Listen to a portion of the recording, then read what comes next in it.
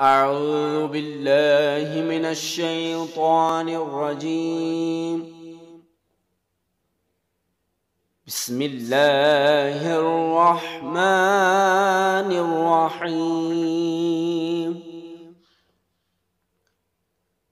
اللهم اجعلها لنا فرة واجعلها لنا أجرا وزخرا واجعلها لنا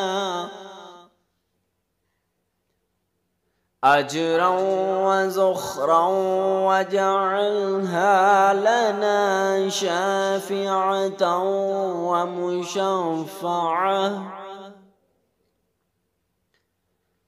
اللهم اجعلها لنا فرة واجعلها لنا أجرا وزخرا واجعلها لنا شافعة ومشفعة.